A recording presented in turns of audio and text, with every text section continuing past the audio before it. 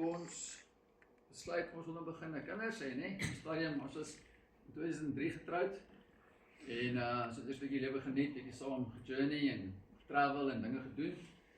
En toe besluit ons maar ja, ons moet seker op stadium begin 'n kinders kry, né? En vir my persoonlik was dit ja, maar kinders kry is maklik. Dit was ek ken kinders, ek weet ek doen dit en ek kry en dit is vinnig en dit is nie 'n probleem nie. Ja, vir party mense is dit so. Maar tot my verbaas het ek nou agtergekom, ja, dit werk nie altyd so maklik nie. En ons het nou probeer swaar word, so van 2010 af. En na omtrent 'n jaar en 'n half, wat niks gebeur en tog ek nou maar besluit ons nou maar wat gaan nie aan en hoe gaan ons nou hierdie ding hanteer en wat is daar iets fout met my of iets fout met haar en ons gaan toe dokters toe en hulle check my uit en check haar uit. En sien toe maar daar is nie regtig iets fout met enige van ons nie. Ons verstaan nie wat gaan aan nie. Ons eet reg, ons doen oefeninge, ons leef regtig gesond volgens daai time want ons glo dat gesond leef. En maar niks gebeur nie. En ja, toe besluit ons maar later om jy weet wat noem jy dit? Behandeling. Gaan vir behandeling. En ons, so in 2012 en 2 jaar later ongeveer, gaan ons vir kunsmatige inseminasie. Dit is daai wat hulle met die diere doen ook, die bulle en die koeie en goeders op die plaas.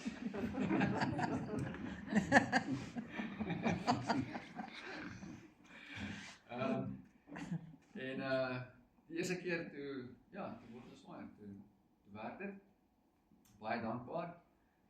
Maar ongelukkig na 'n paar weke toe sy 'n miskraam en ons verloor toe die eerste babatjie. Ja, dit is nie 'n lekker proses nie. Maar ja, ons gaan toe aan en ons gaan toe weer vir 'n tweede keer vir KI en dit werk die tweede keer weer, eerste keer die tweede keer. En ja, weer swanger en toe sy swanger met Simeon. Gaan toe by die eerste semester, trimester, alles gaan goed en hierso van nog 14 weke toe sien die dokter op die sonar, daar is ietsie fout met sy hartjie. En ja, sy stuur ons toe nou, toe ons vrou dokter stuur ons na 'n spesialis toe en hy kyk toe mooi en hy sien die een hartklep het nie mooi gevorm nie. So die hartklep lyk soos 'n Mercedes badge, het sulke drie flappies wat so op en toe maak. Syne is so rond, het nie daai drie flappies, het nie mooi gevorm nie, so die bloed gaan net in en uit. As jy hard kom, gaan die bloed in en sy gaan die bloed weer terug, so hy werk nie lekker nie. Maar omdat die babatjie in haar maag is en die baarmoeder is dit veilig, die ma en die kyk waar sit in die kind, so die bloed vloei deur die ma, deur die babatjie, so is nie 'n probleem nie. So hulle wil dit net monitor. So maar ons gaan toe na 'n nuwe dokter toe, ons gaan na 'n ander hospitaal toe en dan word elke paar weke word ons sonders geneem en gekyk wat gebeur in die hartklepie, hoe lyk die babatjie, hoe lyk die ma. So dis 'n hele proses wat is toe deurgaan en om te monitor. Maar alles groei mooi, alles werk mooi. Die dokter sê toe, as die babatjie gebore word, moet daar onmiddellik geopereer word, want die babatjie uit die liggaam uitgaan, dan moet die hartjie nou van self werk en alles word nou op die babatjie gesit om self asem te haal, self te werk. So dan is daar baie meer strain op die hart en dan gaan hy sukkel, so dan gaan hom wil opereer.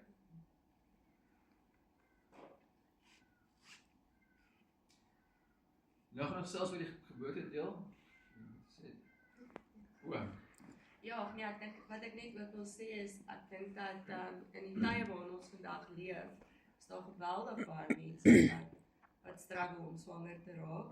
Ek dink dis redelik algemeen, deesdae is baie hartseer, maar dis die realiteit.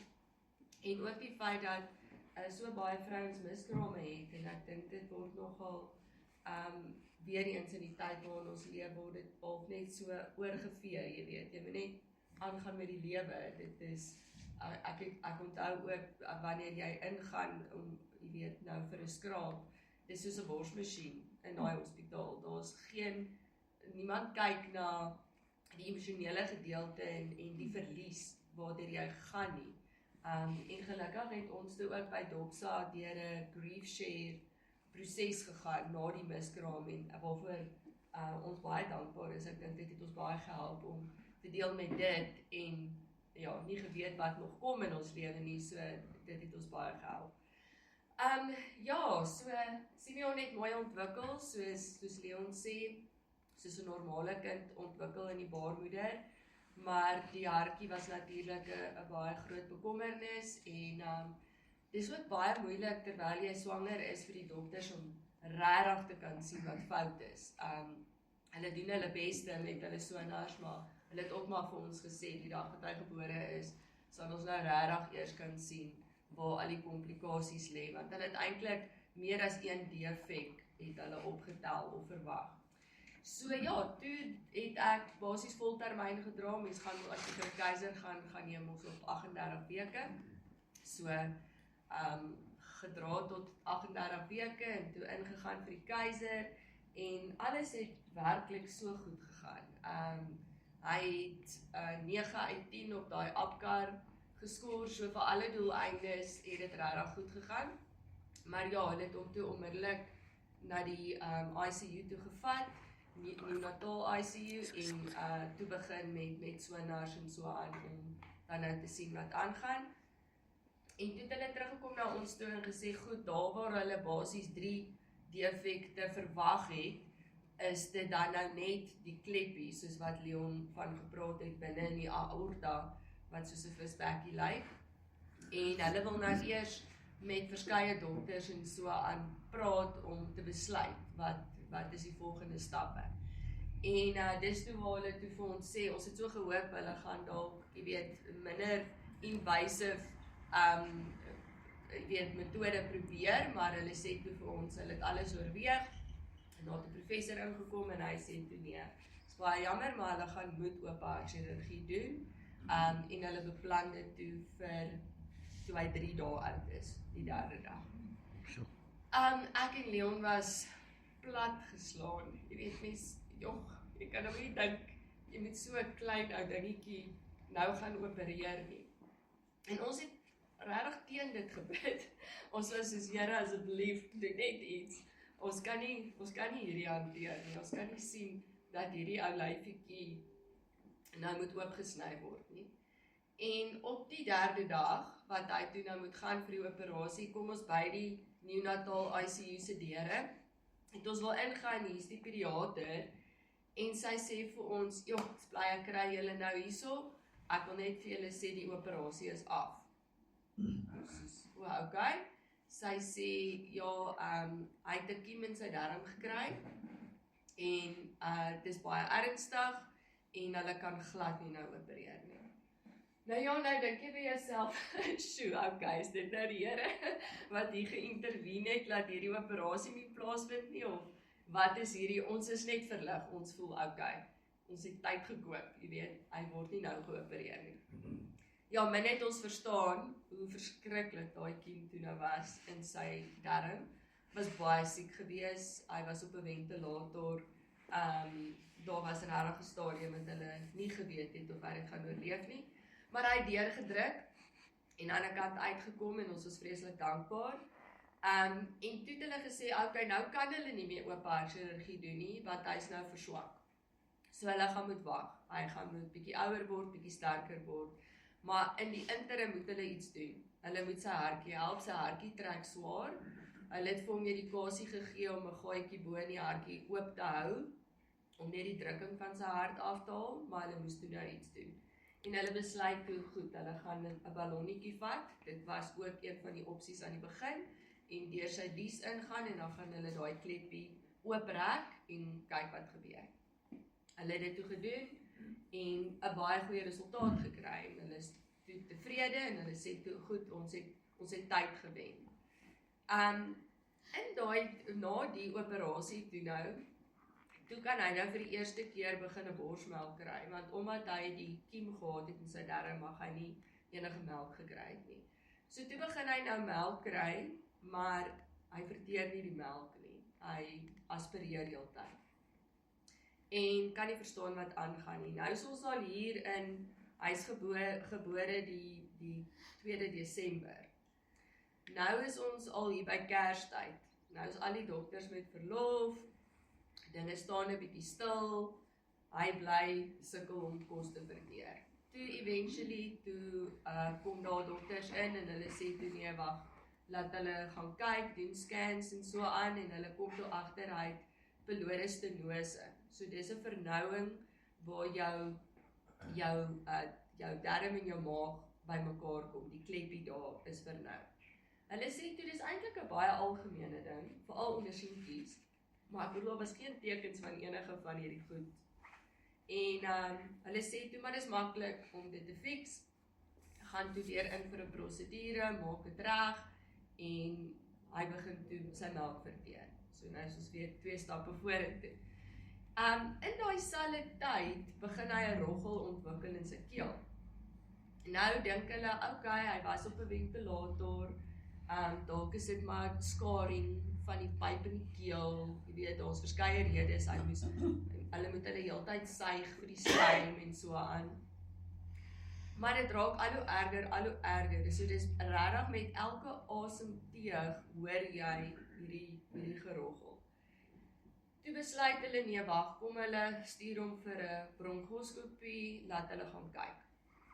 En na die prosedure, toe kom die dokter na ons toe sê hy vir ons, hy het baie slegte nuus.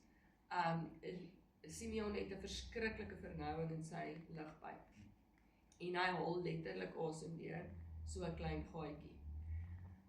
Hulle het toe nou gelaser terwyl hulle met hom besig was. Hulle kan net soveel op 'n slag wegsny, want daar's swelling na die tyd en dan kan hulle versmoor. So daai aand was baie krities. En ek moet sê, as ek dink ook aan die hele journey, jy weet, dis daai, jy gaan vorentoe, jy gaan terug, daai was nogal regtig 'n harde hou gewees, want weer eens, mense het glad nie dit sien kom of so iets verwag nie, en toe is die prognose nogal regtig sleg, so hulle sê toe vir ons, dit gaan baie lank vat, hulle gaan 'n klomp laserbehandelings moet doen, op 'n weeklikse basis, so dit het basies daarop neergekom, wat het hulle gesê, hoeveel maande gaan hy nog in die hospitaal moet wees? Ja, 6 maande. Ja, 5 of 6 maande, jy weet, nou sit jy in neonatal ICU elke dag van jou lewe, van die môre tot die aand, jou grootste begeerte is net om jou kind te kan huis toe vat, jy is gedaan, want elke oggend wat jy in ICU instap, weet jy nie wat jy kry nie. Elke aand moet jy jou kind daar los en huis toe gaan en vertrou dat hulle mooi na jou kind gaan kyk. So dis emosioneel baie uitmergelend. En nou sê hulle vir jou, hierso die pad vorentoe lyk nog so. Toe 'n week later, toe gaan ek vir sy tweede laserbehandeling. En die dokter kom uit en hy kom na ons toe, hy sê, kyk vir ons, hy sê, hoor hierso, ek weet nie hoe om dit te verduidelik nie. Hy sê, in my mediese beroep het ek dit nog nooit gesien nie. Hy sê, ek kan dit maar net seker verduidelik as 'n wonderwerk, maar hy het geweldig verbeter na die eerste behandeling. Soveel so dat hy dink hy dalk nog net vir so 1 of 2 behandelinge sal moet kom. So ja, daar's 'n groot verbetering. En ja, toe is hy op daai stadium toe nou nogal regtig stabiel. So hartjie werk mooi, al die ander issues is uitgesorteer en hulle sê toe vir ons wel goed, hulle kan ons huis toe stuur. Mits ons bereid is dat hy huis toe gaan met 'n voedingspypie deur die neus, want omdat sy hartjie nie sterk genoeg is nie, kan hy nie 'n bottel uitdrink nie. En dan moet ons maar terugkom as dagpasiënte vir die verdere laser. Over to me. Ja. Ja. Kan jy foto opsit? Ja, so het ons geleer om hy bysie in sy keel af te druk, dat hy in sy maag ingaan en nie in die longe ingaan nie, en jy moet so reg meet en alles. Dan kan jy hom nou voer daarvan af. Daar is 'n foto van hom. Ja, dis die dag wat hy gebore is en as jy dalk nog die volgende enetjie kan opsit. Ja, so dit was maar die tyd in die hospitaal. Ja, het is so baie dankbaar om te kan huis toe gaan, ons was daar so in die hospitaal, saam met ons 2 maande en 8 dae.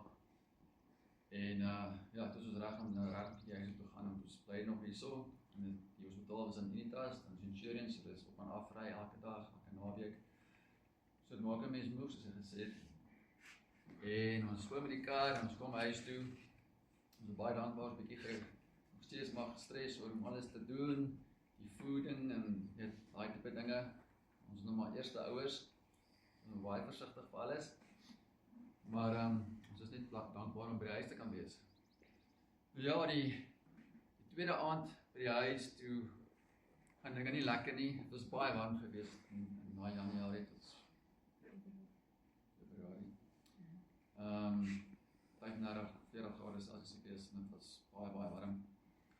En omdat hy hard issuekie gehad het, hy baie gesweet. En nou ja, na die tweede aand sien ons maar dinge is nie lekker hierso nie. En ek het in sy kamer geslaap en probeer dophou en kyk die hele aand. En die volgende oggend sê ek dis nie, ons moet ry. Hy is verseker hulle. Ons jaag toe terug in die tas toe. Kom daarso, die dokter kyk hom so, hy sê, kom. Ons sit hom nou, drip en goeders en hulle neem hom op. En hulle sien toe sy hartjie is vergroot en hy is gedehidreer. En ja, ons het gereken dit sal oukei wees, want hulle het hom al so, hy was baie in die hospitaal gewees en so lank en hulle het so mooi na gekyk en ons is redelik rustig, sodat hulle met gaan weer stabiliseer en ons gaan hom huis toe vat, die aand of die volgende dag dalk of so. Maar het ons ingeroep, gesê, Daniel lyk nie goed nie, hulle kan regtig niks met hom doen nie, want hulle moet hom probeer dehydreer. As hulle voeg by sit, dan sukkel die hartjie verder te pomp, en die hartjie is klaar groot en is klaar onder druk, so dis daarin van, hulle weet nie hoeveel om te sit, om my balans te kry, om hom te kan stabiliseer weer. Ja, so in die middag, was dit seker so 3 uur se kant, nee. Toe sê hy oorlede. Ek kon hom nie help nie, en so daar was op hom gesit, en hy is oorlede, en het was baie dramaties geweest, baie slegte ervaring. En actually, moet ons nie dit verwag het nie. Ja, het was 'n skok vir my geweest, skok vir haar geweest. En ja, nou is dit, wat nou? Wat nou, Here? Wat nou? Hoe nou? Ons het ons so baie gebid. Ons so vertrou vir die dinge. En in hierdie 2 maande wat ons daar was, sien jy die babetjies inkom en uitgaan by die hospitaal gebore word, en baie van hulle het ook issuekies, siektes, of hier is iets fout en daar is iets fout. En in daai tyd het ek begin uitstap en vir mense gebid, en ek het al amazing goeders gesien, en ek al met hulle geshare het al voorheen, geleesings gesien, dinge gesien gebeur, en ons het vir babetjies gebid, en hulle het gesond geword daarso, in die ICU. Daar was 'n seentjie gewees, hulle het hom the Hollow Man genoem. Hy het nie regtig darmpies gehad nie. En hulle het geen woord vir die kind gehad nie. Dit was moslim mense gewees. En mens raak regtig soos 'n familie in ICU. Jy begin nader dat jy ken almal en jy ken almal se stories. En ons het met hierdie mense ook begin bevriend raak. En ek onthou die een dag, sy bedjie was so skuins van Simeon se bed. En ek en Leon het daar gestaan en ons het gesien die dokters is almal by hulle kindjie se bed en die maat uitgestorm in trane. En ons gaan praat toe met hulle en hulle sê toe die dokters het vir hulle gesê, weet basies daar is nie hoop vir hulle nie. En toe het Leon gegaan en met die ma en die pa gaan praat en gesê, hoor hierso, kan ons vir julle kind bid?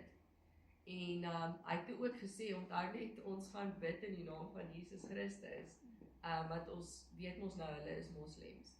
En hulle het gesê, dis reg, enige iets, hulle gee nie om nie, hulle is natuurlik, jy weet, op 'n plek wat hulle ook, bereid is om enige iets te probeer. Ja, totaal desperaat, en toe het hulle vir Leon toegelaat, om te bid vir die kindjie, en daai kind is genees. Hy leef vandag nog, ons het nog kontak gehad met hulle tot 'n paar jaar terug, en hy leef 'n normale lewe. Ja, dit was sleg geweest om, as 'n mens sien, bid vir ander mense aan 'n babatjies, hulle word gesond en jou kind maak dit nie. Ja, maar ons het aanhou geglo en omdat ek baie goeders gekyk het, teachings oor mense wat uit die dood opgewek is en dat dit gebeur vandag nog, het ek aangehou glo ons nog vir hom bid en hy kan lewendig word. En ek het hom daar in die hospitaal gebid, dat hy lewendig word. Toe hy in die lijkshuis was, ons was daar gewees by hom, ons is 3 keer toe gery. Sê ek vir pak in die doeke, ons gaan die kind haal. Gaan ons soen toe, haal hom daar die yskas uit, sit hom daar so in die koue kamer neer. Bid vir hom, kom, word wakker, word lewendig. En dit is wat Jesus gesê het ons moet doen. Dan is op die siekes lê en as hulle gesond word, as die dooies opwek. Ja, so ons het geglo, ons het gedoen, het het nie gewerk nie, maar die woord bly waar, en ons sal aanglo. Nou ja, toe was dit sy begrafnis gewees, by Dr. Dyer toe sy begrafnis gehad, ek het tot even op die dag van sy begrafnis het ek aangeglo, hy gaan lewendig word en hy gaan terugkom na ons toe.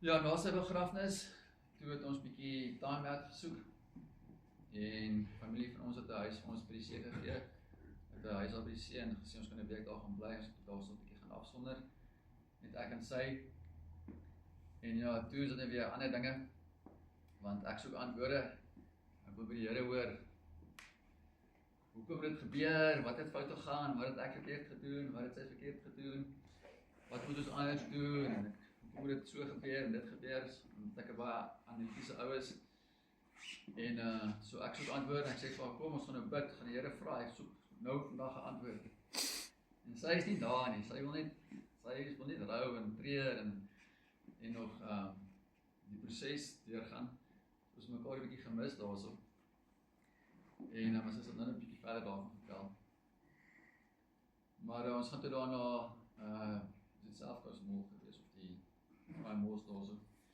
ons loop al die mall, nou wandel ons net so rond, jy deel met al die trauma en dinge wat gebeur die laaste 2-3 maande, jy probeer nou alles verwerk, probeer nou 'n bietjie jou aandag aftrek, so jy kyk net maar na winkels en kyk na klere en wat ook al, en sy sien toe 'n vision, dit is nou maar 'n open vision, waar sy 'n blik het in die hemel, waar sy vir Simon sien, by Jesus staan, en hy sê, mama, ek is gelukkig.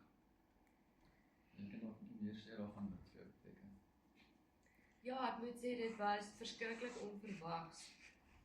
Dis nie asof ek gebid het en vir die Here gevra het, wys vir my 'n visie, of, ja, mens struggle net, ek het letterlik net probeer asemhaal, om eerlik te wees. Ek, voor die begrafnis, of na die begrafnis, kan nie onthou nie, het 'n vriendin van ons wat 'n mediese dokter is, vir my, ja, dit was na die begrafnis, 'n antidepressant gegee, om my net bietjie te help om te cope, maar dit was ongelukkig verkeerde dosering, en toe dit angstigheid by my ontwikkel, en so ek het letterlik in die oggend opgestaan, en ek kon nie eet nie, ek het net gesukkel om asem te kry, so ek het gestruggle deur die loop van die dag. In die aand is dit asof al daai chemiese stowwe, al die adrenaline en goed bietjie uitgewerk het, en dan het ek 'n bietjie gevoel amper soos 'n mens.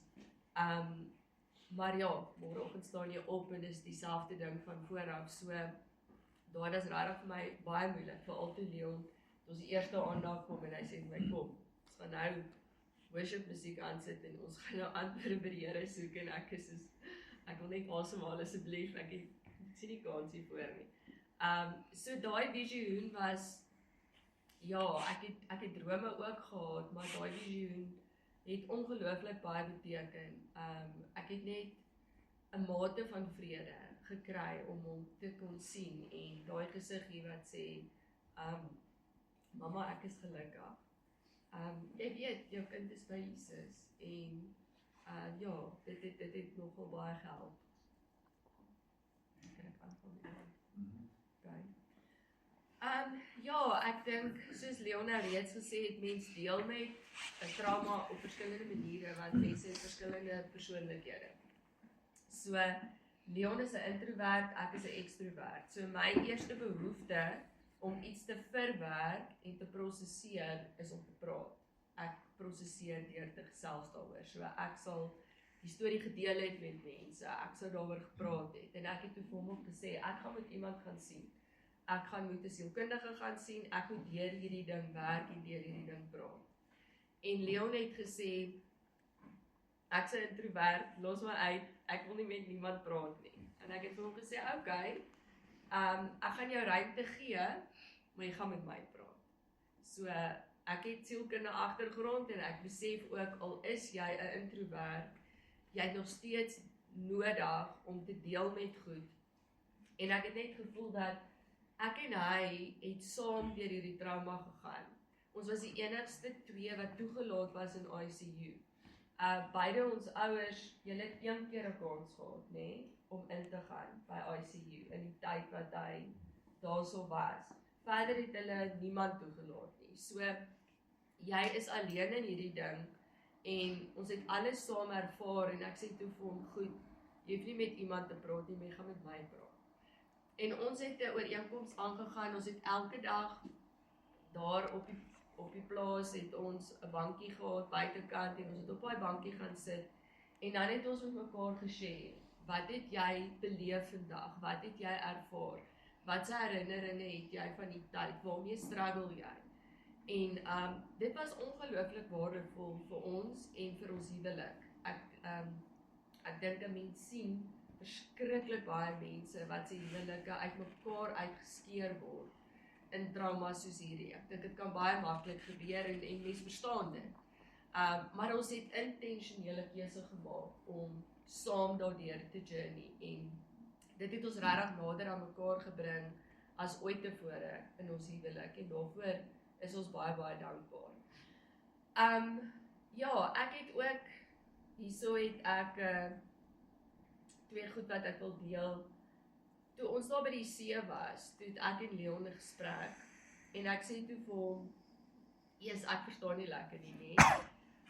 Ons het regtig 'n oortuiging gehad in ons harte dat die woord sê die vyand het gekom om te steel en te slag en te verwoes, maar God het gekom om lewe en lewe in oorvloed te gee. So en Leon sal dit seker aan die einde weer sê, maar ons glo ten volle dit was nie God se wil dat Simeon moes sterf nie. Ons dien 'n God van liefde. So toe dit gebeur en ons besef maar die vyand het hier 'n harde hou geslaan. Toe sê ek vir hom maar, hoe dom is hy daar? Want nou is Simeon in die hemel. So wat het hy nou gewen? Toe sê Leon vir my, onthou net, hy probeer ons en almal om ons vernietig in hierdie proses. Hy het gekom om te steel, te slag, te verwoes. So hy het ons probeer verwoes. En ja, jy is naby aan daai punt van opgee. Ek gevoel, kan nie bid nie, wil nie met die Here praat nie, daar's geen purpose meer oor in die lewe nie, wat bly oor? Jy weet, jy is plat geslaan. Maar toe Leon daai woord met my deel en hy sê vir my, dit is die duiwel se intensie. Jesusie, dit het my fight vir my teruggegee. Dit het vir my weer net daai, ek het net opgestaan in my gees en gesê, weet jy wat nie, jy het 'n flippin harde hou geslaan. Maar ek sal nie toelaat dat jy ons verwoes in hierdie proses en die mense om ons verwoes en dat jy ons purpose steel. Want nadat 'n mens jou hart vir die Here gegee het en jy het jou salvation, wat kan die vyand nog kom doen?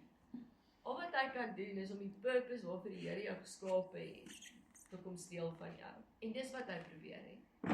En daai dag het ek besef, ek is nog hier vir 'n rede.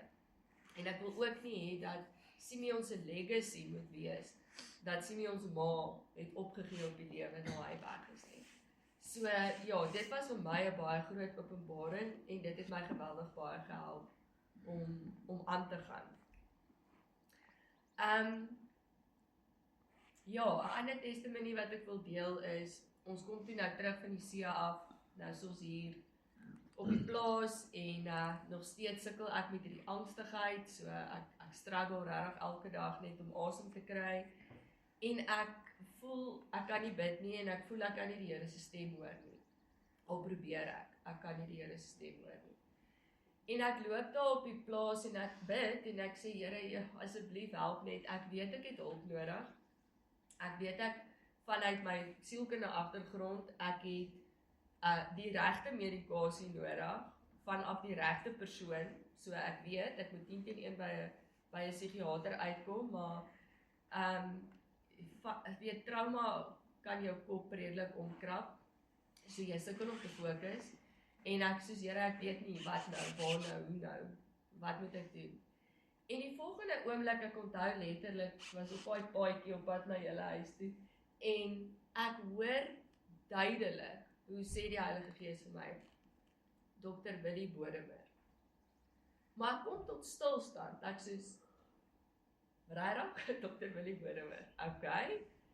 En ek vat naderhand my foon, nou gaan soek ek, het ek dalk 'n Dr. Willie Bodemer op my foon, as 'n kontak, dat ek hom ergens in my beroep raak geloop het, ek kry nie op daai stadium iets nie, ek dacht so, okay, dis vreemd. Later die dag kry ek 'n oproep van 'n vriendin, en sy werk ook maar met trauma en so aan, en ek sê vir haar, hoorie so, ek struggle, ek weet ek het hulp nodig, maar ek weet nie waar om te gaan op hierdie stadium nie. Sy sê vir my, Celeste, ek sê nou vir jou, jy gaan na niemand anders toe as Dr. Willie Bodemer. Ek kon dit nie glo nie, ek sê, wat?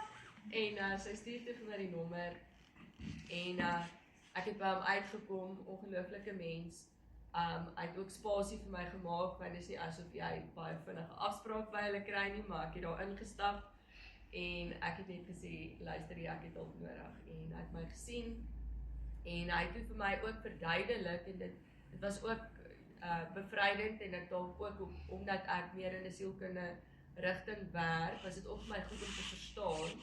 So hy het vir my gesê, as 'n mens die verkeerde dosering kry van 'n antidepressant, dan is dit letterlik soos 'n perd wat jou van sy rug afgooi, en dan kan dit angstigheid en allerlei goed veroorsaak. En hy sê toe vir my ook, wat gebeur met 'n mens, is jy gaan slaap in die aand, en dan probeer jou brein deur hierdie trauma werk. So elke aand word jy amper gehertraumatiseer, want die brein weet, iets is nog nie afgehandel nie. So nou werk hy deur dit, en terwyl hy deur hierdie trauma werk, skei jy van hierdie negatiewe chemikalie af, die adrenalien en die kortisol, en dan staan jy op, en al daai vlakke in jou brein is ge-elevate, en nou ervaar jy dit as hierdie angstigheid, want daar's te veel adrenalien in jou lyf. En deur die dag, dan werk dit uit jou sisteem, en dan vanaand voel jy bietjie beter, maar môreoggend begin jy weer. En dis presies wat ek beleef het. So dit was goed om dit te verstaan, en hy het vir my die regte medikasie gegee, en binne 2-3 dae toe kon ek funksioneer. En dit was vir my goed, want toe kon ek begin verwerk. En toe het ek die sielkundige gaan sien, en daardeur gejourney. Dan het nog 2 testimonies van in hierdie tyd.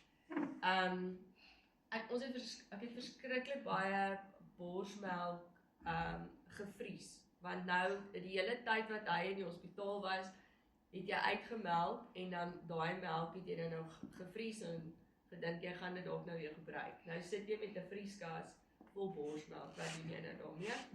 En ek hoor toe nou, maar daar is 'n borsbank by Femina Hospitaal, waar jy borsmelk kan gaan skenk. Ek dink wel, laat dit ook betekenisvol wees vir sy lewe, en ek besluit, goed, ek ry Femina toe die dag, en dis op die boonste vloer onthou ek, en gaan op met die huisbak, met hierdie swaar koelbag vol melk, en ek gaan skenkie melk, en toe ek nou weer moet afgaan, toe besluit ek net, ek gaan nie die huisbak vat nie, ek gaan trappe klim, en toevallig, toe ek op hierdie trappe is, toe loop ek vas in die vrou wat ons aanvanklike ginekoloog was. En ek het haar nog nooit weer gesien, jy weet, in hierdie hele tyd nie. En sy sê toe vir my, "Jo, dis goed, ons loop nou aan mekaar raak," en sy het heeltyd op hoogte gebly, die ander ginekoloog het haar op hoogte gehou wat gebeur het, en sy weet wat gebeur het, en sy is baie jammer vir ons verlies, en so aan. Nou, iets wat ek en Leon ook baie mee gestruggle het, is, omdat jy antwoorde soek, so jy soek antwoorde op alle plekke, en nou dink jy ook aan die toekoms, so nou dink 'n mens, sure, sien jy kans om weer te probeer om 'n kind te hê, want hierdie trauma is iets verskriklik, en jy vra ook weer, wat het fout gegaan? So ek het 'n bietjie van 'n hartdefek gehad as kind, wat toe later van tyd uitgesorteer is. Hy het 'n bietjie van 'n hartdefek gehad, so nou dink 'n mens, weer eens, is dit jou skuld? Jy weet, is dit 'n genetiese ding, wat oorgedra het, wat het fout gegaan, en met ander woorde sien jy kans om weer te probeer. En ek gesels met haar, en ek sê toe vir haar, Jessie, ja, ons het nogal regtig vrese oor om weer swanger te raak, en onmiddellik sê sy vir my, sy sê vir my, Celeste, asseblief moenie daar gaan nie. Sy sê, dit wat met Simeon gebeur het, was totaal en al net, wat, nie sê 'n frats nie, maar dit het bloot net in die tydperk wat sy hartjie ontwikkel het sy hartjie nie reg ontwikkel nie. Dit is nie geneties nie, dis 1 in hoeveel wat dit gebeur. Die kans dat so iets ooit weer gebeur, is bitter skraal. En ek het so nodig gehad om dit op daai stadium te hoor, en ek weet daai was regtig ook net die Here, wat dit so bewil het, dat ek haar moes raakloop op daai tyd. En dan 'n laaste ding wat ek hier wil deel, ek het eendag op die grondpad gery, op pad werk toe, en skielik is hier 'n arend hier regs van my. Nou vlieg hy letterlik amper langs die kar, maar daar's 'n ou kragpale of wat. Dan sit hy op die paal, en dan soos ek ry, dan vlieg hy langs my, dan vlieg hy, en dan gaan sit hy op die volgende paal. Dan ry ek weer, dan vlieg hy weer. So het hy saam met my 'n hele end gevlieg, en ek stop later aan die kar, want ek besef in daai oomblik, die Here probeer vir my iets sê. En ek soos, "Jo, Here, wat gebeur hier? Wat is hierdie?" En die Heilige Gees sê vir my, dag vir dag,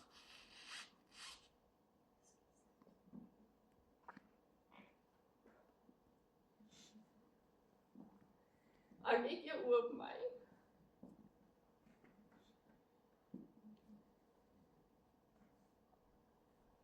Ek is iemand ek's 'n groot prentjie mens. So ek het altyd iets nodig in die toekoms om my te poel vorentoe. En ek kon niks vorentoe sien nie. Daar was nie vir my hoop vorentoe nie. En Here sê net vir my, jy hoef nie daarvoor te kyk nie. Hou net jou oë op my, en ek sal saam met jou journey, elke dag, dag vir dag. En ek weet nie hoe lank later dit was nie. Kom ons sê 6 maande, dalk langer, is ek eendag op dieselfde grondpad. En toe ek so kyk, toe vlieg daar 'n arend. En toe sê die Here vir my, dis okay. Dan kan jy vlieg. Nou moet jy my ek staan te praat. Dan sien wie se ekstrovert, nee. Okay, so 'n bietjie van my journey. So vinnig ietsie. Ek het nog klaar geshare oor van hoe ons trauma verwerk, sy ekstrovert, ek meer introvert. En ek hou aan hierdie antwoorde soek by die Here. Ek sê Here, wat het fout gegaan? Hoekom het dit gebeur? Wat kan ek verbeter? Waar het ek droog gemaak? Min geloof, al die vrae wat 'n mens het vir die Here. En ek het toe naderhand besluit op 'n stadium, dit is besig om my verhouding met God te belemmer en te besleg, om nie dat net God te soek vir antwoorde. En ek sê dit vir Celeste, I'm done. Ek stop met dit. Ek gaan nie nou Gods vrae verantwoord nie.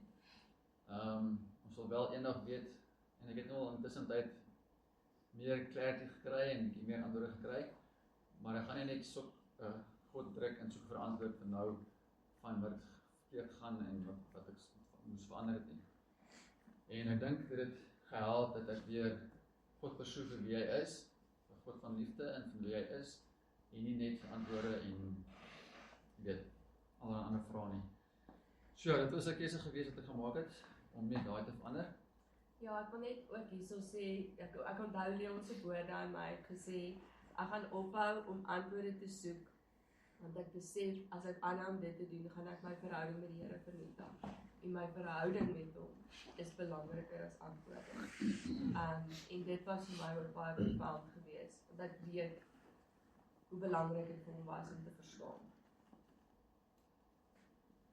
Net so, en in daai tyd dat Celeste ook nie lekker was nie, en sy het gesit met die medikasie en die dinge, het sy ook gesukkel om te bid, en sy sê kom ons bid 'n bietjie saam.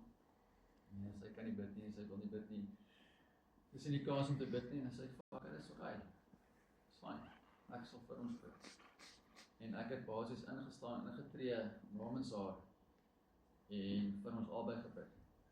So dis oké om unhappy te wees en bietjie kwaad te wees vir die Here en deur die emosies te gaan. God gaan nie van sy troon afval as hy nou kwaad is vir hom nie.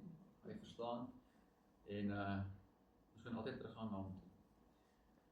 En ek dink ook dis wat 'n huwelik so amazing maak. Weet jy, die woord sê 2 sterker as 1 en as een swak is die ander een sterk en ons het dit regtig geleer.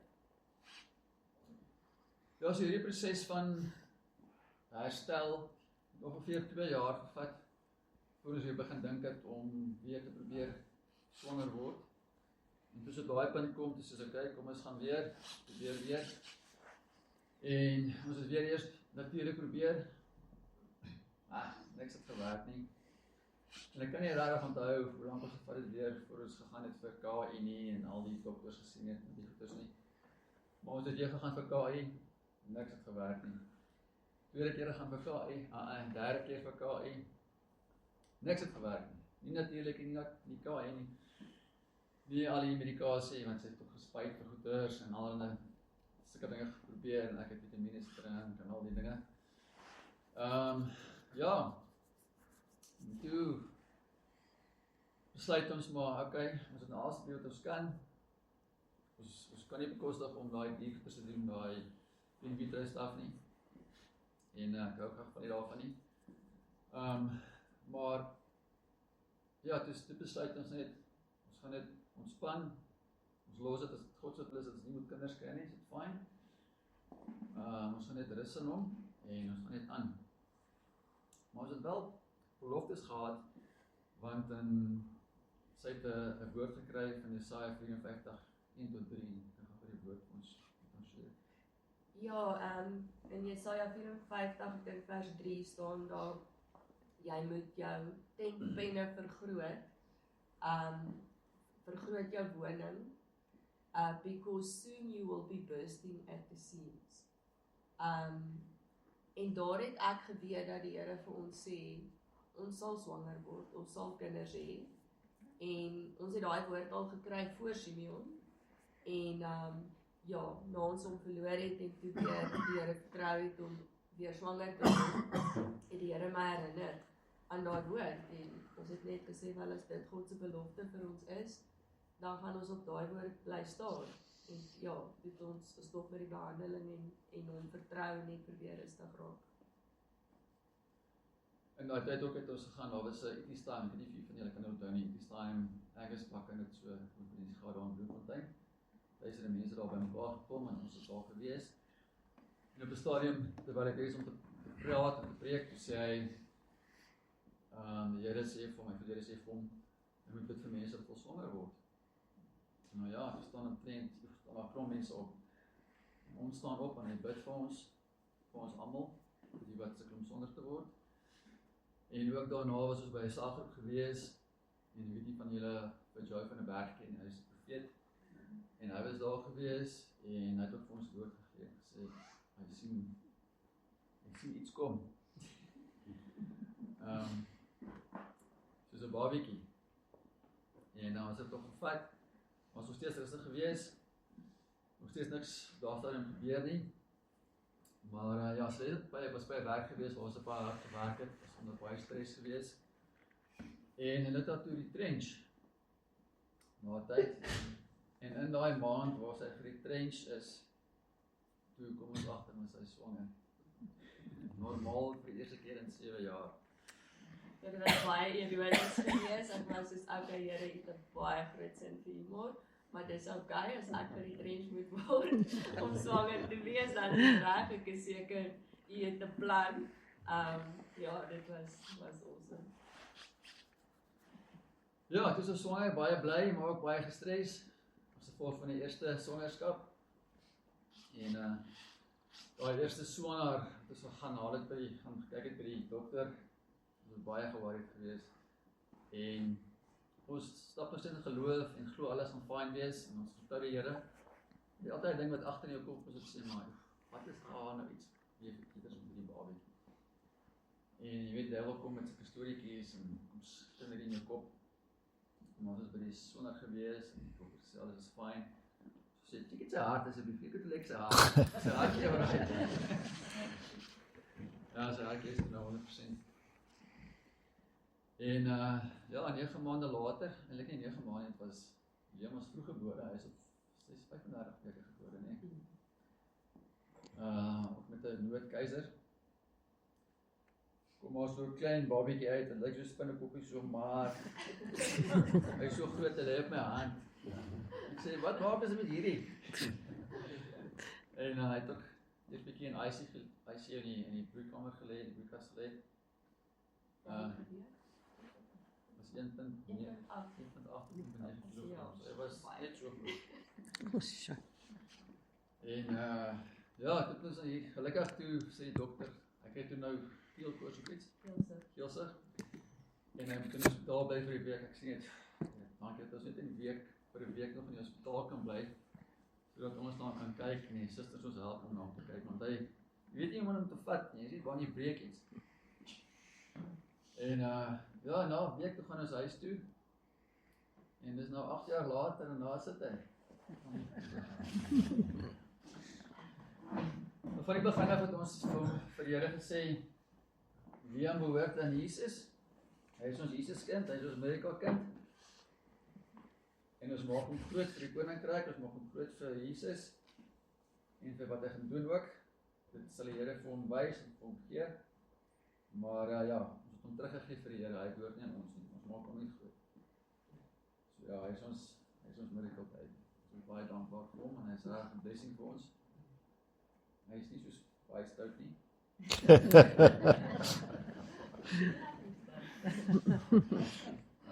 Hy leer mooi en hy doen alles mooi. Baie dankbaar. Ja, die laaste slide waar ons net gaan land. En dan gaan ons opmaak as hulle vir ons enige vrae het of vra. En dit is ekstra wil weet of ons dalk uitgelaat het. So kom net sê om te land sê, al gebeur daar slegte goeders, God is altyd goed. En hy bly steeds God van liefde, en hy wil altyd saam met ons wees, en verhouding hê. En ja, stuff happens, nee? En ons verstaan nie altyd alles nie. En as ons nie alles verstaan nou nie, dan sal ons die groter prentjie sien, eendag, wanneer ons by hom is, dan sal ons beter verstaan. God is nie die oorsaak van slegte dinge in die wêreld, en dis die vyand wat kom steel, slag en verwoes het, soos die storie gesê het. So dis nie God se wil gewees om vir ons 'n bietjie te gee, kind te gee, en dan al 2 maande weer terug te vat. Dit maak ons nie sens nie. Die woord sê, is God wat goed is, en vir ons goeie dinge wil gee, en goeie goeders wil gee. Ja, om aan te hou glo, as gebeur slegte goeders is 'n keuse, nie altyd maklik nie. Jy raak mens kwaad, jy verstaan nie, jy raak ongeduldig, jy raak frustreerd, maar om te bly glo in God, bly 'n keuse. En maak natuurlik makliker as daar 'n verhouding is. As daar nie 'n verhouding is, dan is dit maklik om te sê, nee, hierdie God werk nie, hierdie ding werk nie, ek kies om nie meer te glo nie, in my eie ding. En dan is dit ook 'n keuse om, as 'n mens deur trauma gaan, om saam te staan in 'n verhouding. Soos ek voorheen gesê het, baie huwelike breek op, as daar trauma is, en ek praat nie net van enige trauma, en enige iets wat gebeur. Kan 'n huwelik vernietig, as 'n mens nie saam staan, en as mense fondasie gelê is in God, in Christus nie. En van daar af, om te kies om saam te werk, om hierdie dinge te werk. En natuurlik het ons ook goeie familie gehad wat ons ondersteun het, en vriende.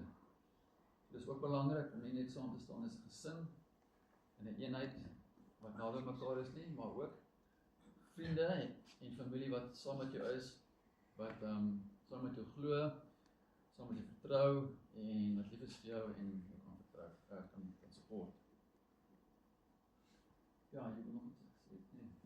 Ja, ek dink net wat ek wil sê is dat ek dink dit is 'n baie natuurlike ding dat wanneer slegte goed met 'n mens gebeur, dan die eerste ding is jy blameer die Here. Mense hoor dit baie, nê? Dat hoe kan die Here dit nou doen?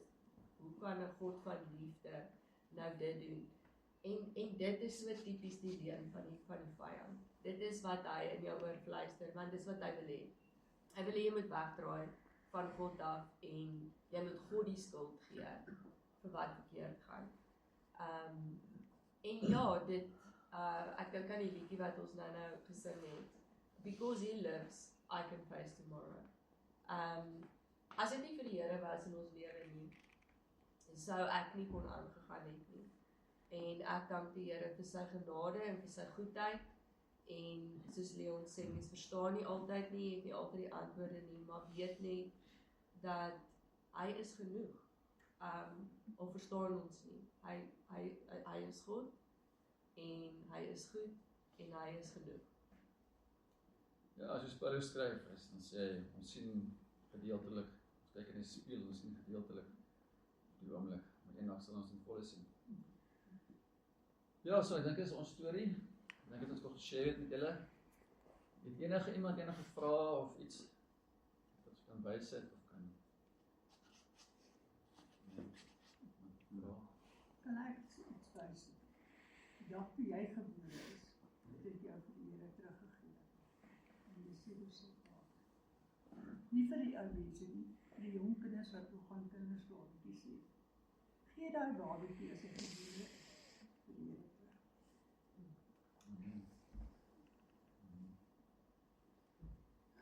Almal happy? Wanneer kry Liam 'n sussie? Daai is nog 'n vraag wat ons nie die antwoord op. Ja, ons het probeer vir 'n sussie, maar Ja, nee. ons glo daar is 'n sussie in die hemel, die eerste babatjie was 'n sussie, glo ons. Ons glo daar is 'n sussie, maar nie die oomblik hierso nie. Nee, ek dink julle storie was wonderlik geweest. Dit wys jou net